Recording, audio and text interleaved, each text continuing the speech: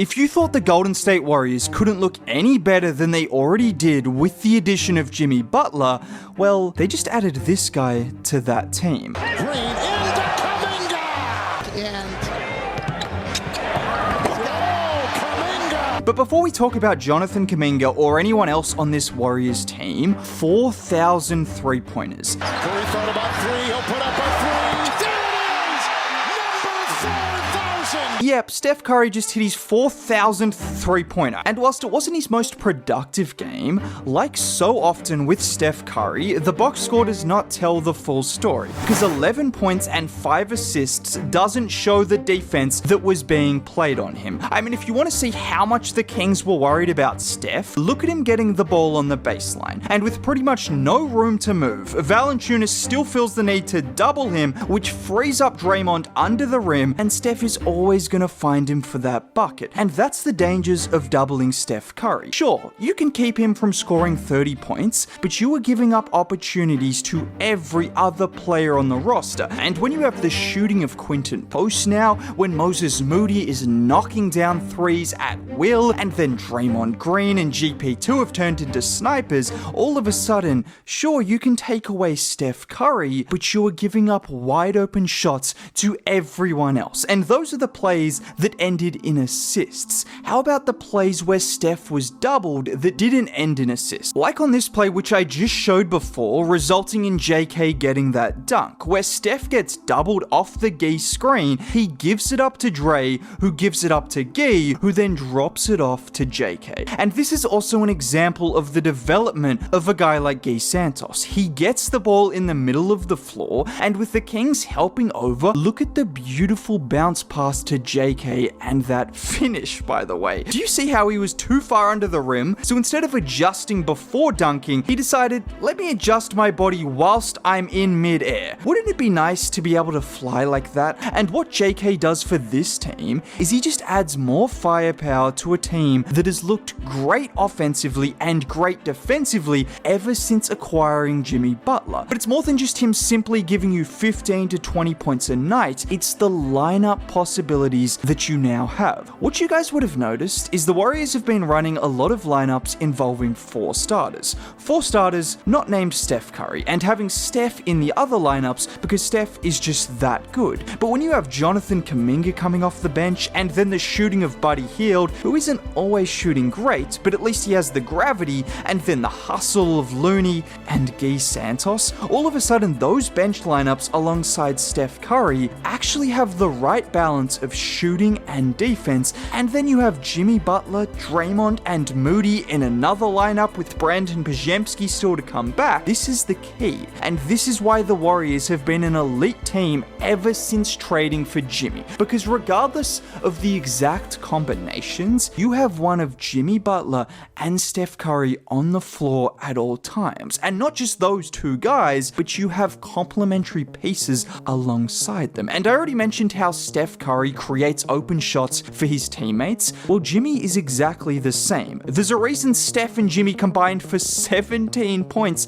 but the Warriors scored 130. Wait, Steph Curry and Jimmy Butler combined for 17 points? That doesn't even sound right, but it's what happens when you have a good supporting cast and unselfish superstars. Just watch Jimmy here on the back down. 2 defenders go to him, so he swings it to Steph, and 2 more defenders go to him, so he swings it to Moody, and well, it's money. How nice is it having 2 superstars that can draw 4 defenders in the span of 5 seconds and leave wide open a 40% three-point shooter in the process? Or again on this play with Moody, where Ellis just creeps over enough, and Jimmy spots that immediately, throwing the pass back to Moses for the 3. And speaking of three-point shooting, how can I mention the Dubs win without mentioning Draymond Green? You know what was predictable? That over the last 2 games, the leading scorers for the Warriors would be Gary Payton II and Draymond Green. That is not a lie. And just like Steph, Dre has been re-energized with the addition of Jimmy Butler, and that has been very obvious on defense, with his playmaking, with his energy,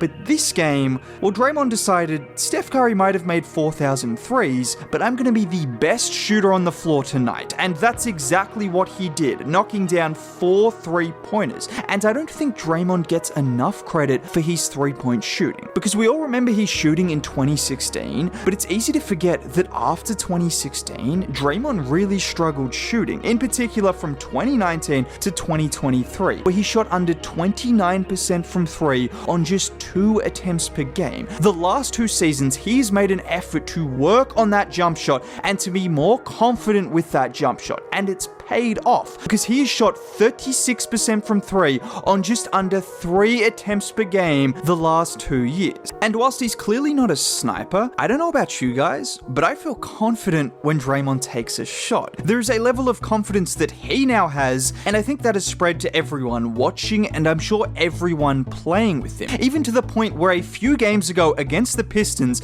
it wasn't Steph Curry or Jimmy Butler who hit the dagger, it was Draymond Green. And in this game, the Kings' game plan was centered around making guys like GP2 and Draymond beat them. Well, they did exactly that. And you also got contributions from the likes of Quinton Post, whose shooting was so difficult for Jonas Valanciunas to guard that he became unplayable, with the Kings choosing to go small. And when they went small, well, the likes of Jonathan Kuminga was able to get to the rim at will. And now the Warriors actually have versatility in their lineups. They have answers. If the Kings want to go big, they can stretch the floor with Quinton Post and force Valanciunas into positions he's not comfortable with. If they want to go small, you have the likes of Jimmy Butler and Jonathan Kuminga that can get to the rim and get to the free throw line consistently with, or particularly without, a rim protector. And no longer can teams just decide, we're going to put one player on Steph Curry the entire game, which is what the Kings did with Keegan Murray,